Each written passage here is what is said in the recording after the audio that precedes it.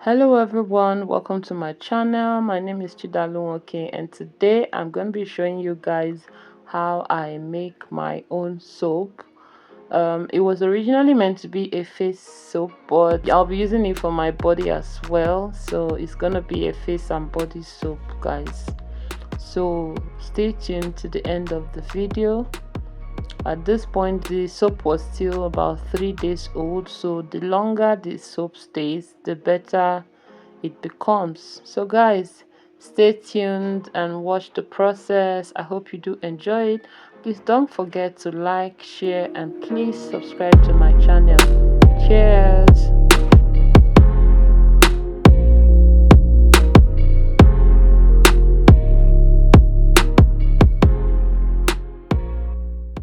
Welcome back. So basically we're gonna start off with breaking down the soaps and putting them all together. So I'm starting out first with the African black soap.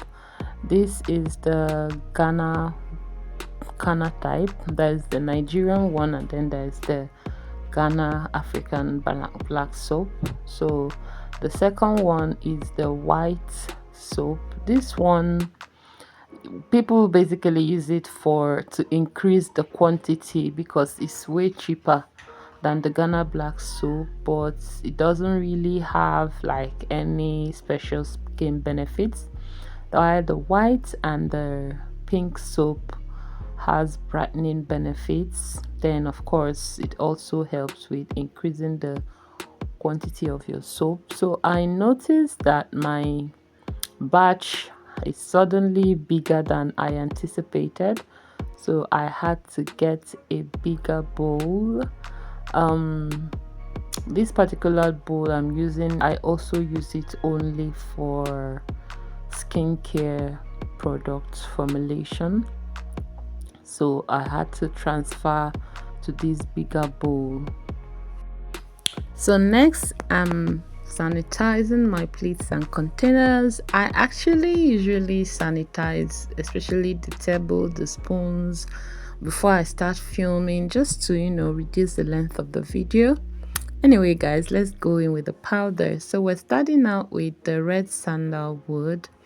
We're going in with the cinnamon, next the neem powder, next will be the turmeric powder, and next will be the activated charcoal, guys. So there are so many powders to experiment with in formulating with African black soap. So you just do your research and find out what works for you. A lot of these powders from turmeric, neem, they are very good for acne prone skin, and the results I really just desire for my skin.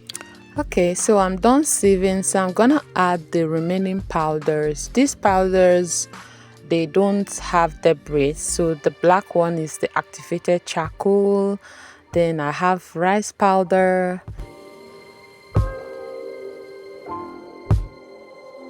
I added salicylic acid powder because it's very good for acne prone skin, and then I added sugar for glycolic acid, which is still good for acne prone skin.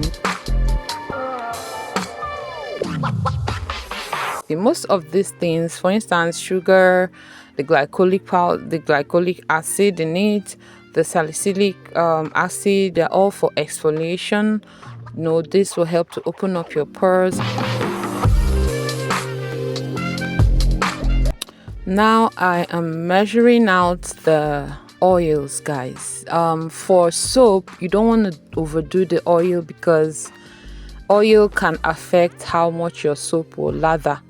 For black soap, a little goes a long way, so you don't want to really overdo with the oils. But then the oils help. Some of these oils here are for clearing blemishes, fighting dark veins and rashes, or any side effect that might come, like if in case you have allergies, you're allergic to some of these ingredients. So there are some oils here that help to fight those reactions. And then some oils here are also for brightening. I always add brightening, not bleaching, brightening in oils and ingredients. For instance, Most of my products have ingredients like vitamin C, niacinamide, sepi wise. These things help because in Africa we're exposed to sun, and you don't want, when the sun hits you, it darkens you.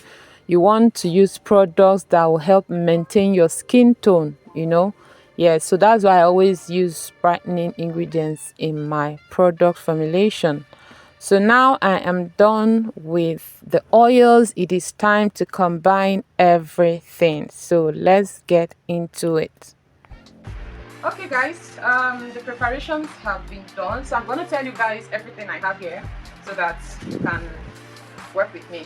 So I have here, this is lemon juice. This is pure lemon juice because lemon is very great for the skin, especially acne prone skin.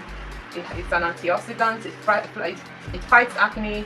It helps to clear blemishes. It brightens the skin. So lemon, orange, and so on. I actually didn't use orange peel. I didn't get orange peel, but the ones I have here will do.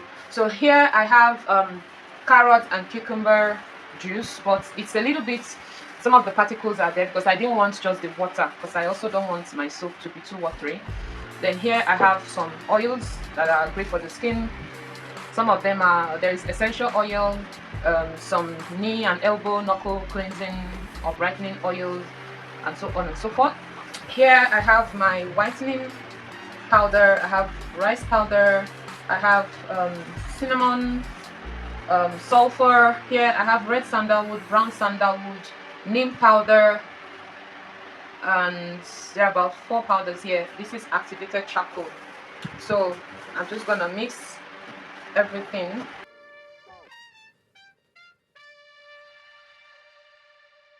I didn't show you guys, so I used the double boiler method to dissolve the soap. I had to change the bowl because the other one was too small, and this is actually my product formulation bowl, so I don't use this for kitchen purposes. So basically what you do, put water in the pot, put the bowl inside, and then cover the pot, then let the heat dissolve the soap. It's not actually fully dissolved, but I can work with this, they will eventually dissolve. So I'm gonna let the soap cool off, but you don't want to completely let it cool off, because if I do that, it will solidify back and I won't be able to add my product. So what I'm trying to do is, while I'm waiting for the soap to cool off, I'm gonna be stirring it and try to use this wooden spoon. Of course I'm using a wooden spoon, and we can't use metal because metal can have chemical reactions in the soap. So I'm using a wooden spoon. This spoon I have to condemn it, so I'm no longer going to use it for kitchen uses again.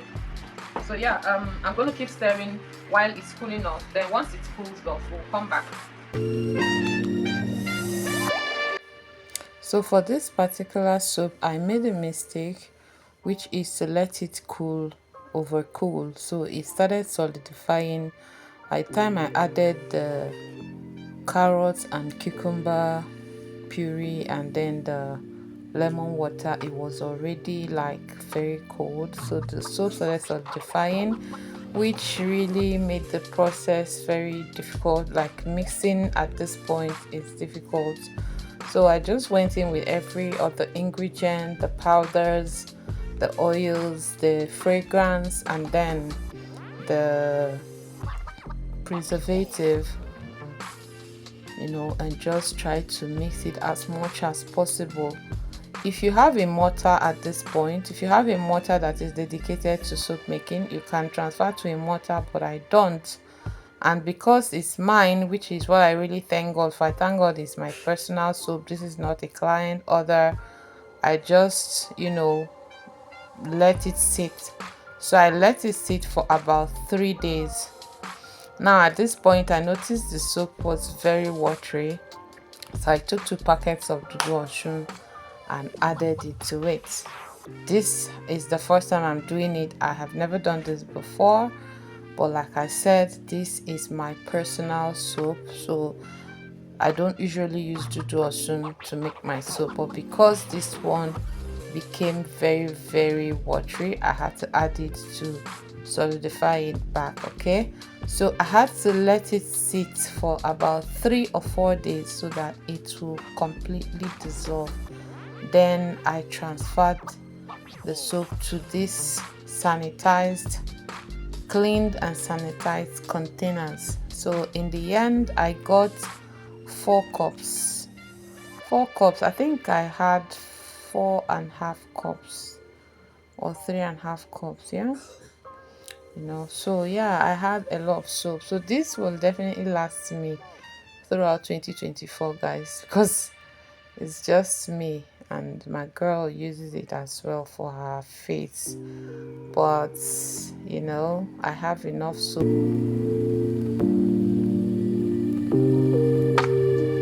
So yeah, this is what the soap looks like in the end, guys. I got 4.5 cups of soap. So if you're still watching, please don't forget to like, comment, share, and please subscribe to my channel if you haven't subscribed. Let me know what you think about this soap. Would you use it? Would you buy it if it's for sale? Is there something I missed out? Are you a product formulator? What should I add? What should I remove? What can I do better? Let me know your thoughts and suggestions and recommendations in the comment section. I would like to know what you think about this video. Please don't just watch and go. Leave me a comment. Let me know your thoughts. Thank you so much. Till next time. Bye.